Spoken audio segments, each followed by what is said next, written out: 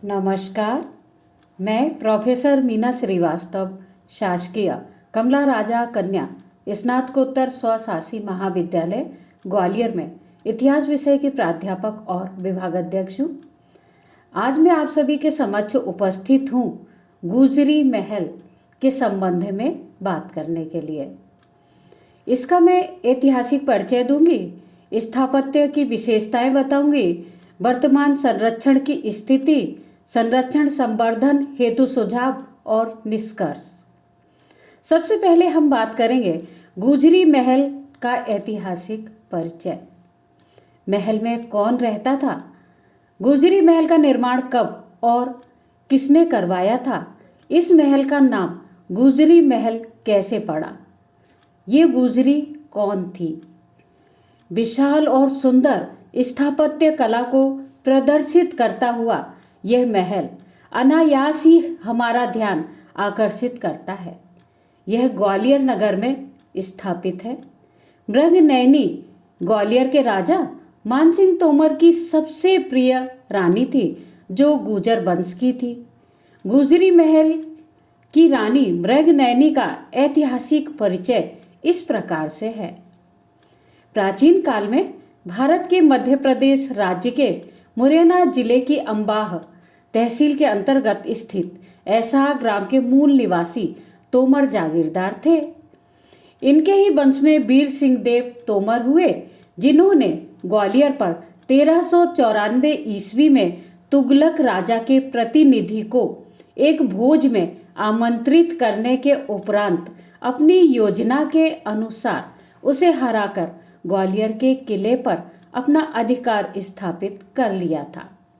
वीर सिंह देव तोमर के वंश में ग्वालियर का सर्वाधिक वीर श्रेष्ठ शासक महाराजा मानसिंह तोमर रहा था।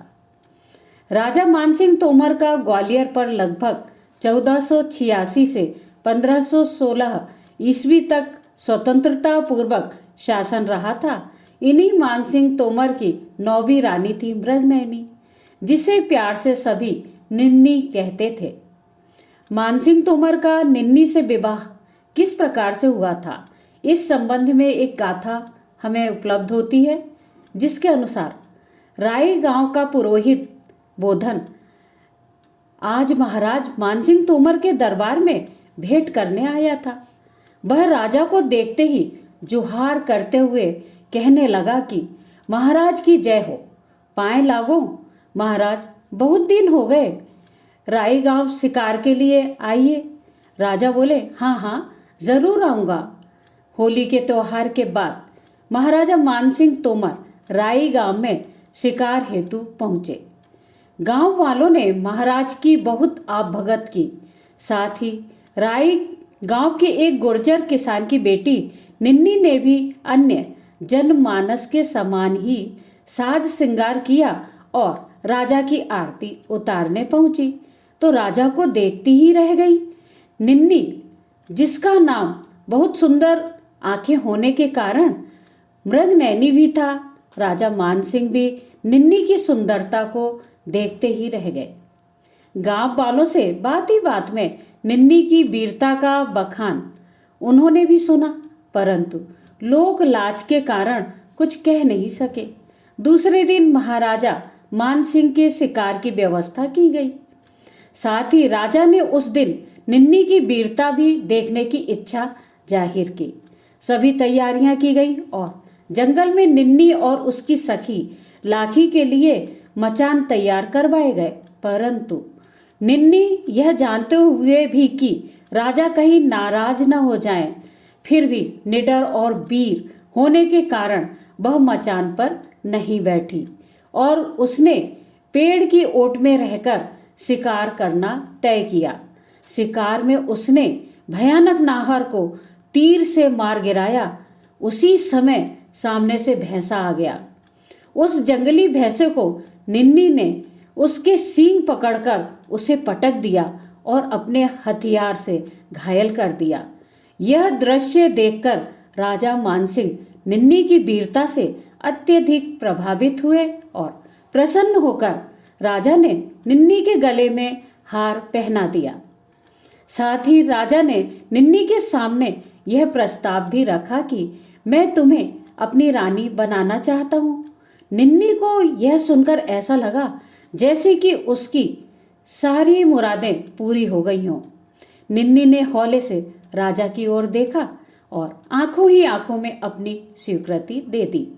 निन्नी के भाई अटल ने विवाह की पूरी तैयारियां की और नम आंखों से अपनी प्यारी बहन को विदा कर दिया।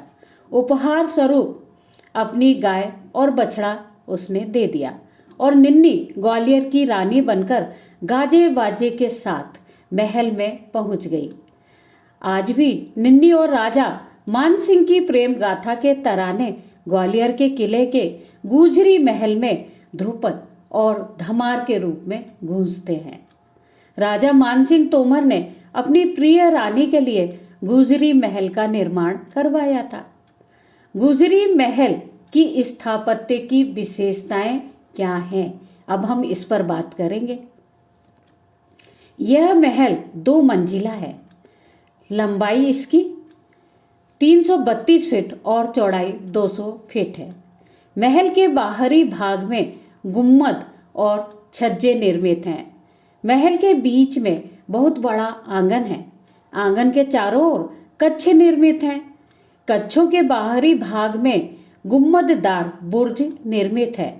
छज्जों के नीचे सुंदर घुमावदार ब्रैकेटों की पंक्तियां हैं और कुछ आकृतियां भी निर्मित हैं। आकृतियों में रंगीन मीनाकारी युक्त टाइल जड़े हुए थे जो आज भी द्रष्टव्य हैं।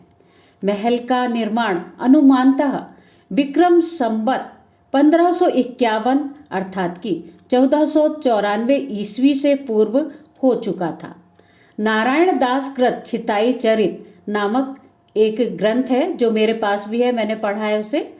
गुजरी महल का निर्माण कब हुआ था इस संबंध में वर्णन मिलता है और गार्गी और गुणदास नामक शिल्पियों ने इसका निर्माण किया था, यह उल्लेख मिलता है।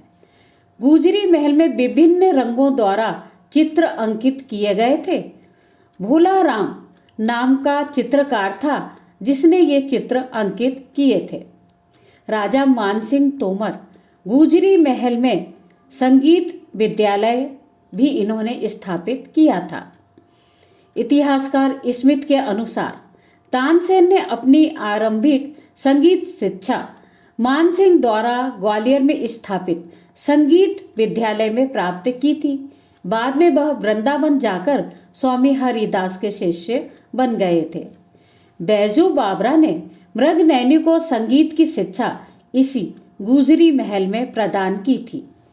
माल गुजरी, मंगल गुजरी आदि रागों को आरंभ किया था।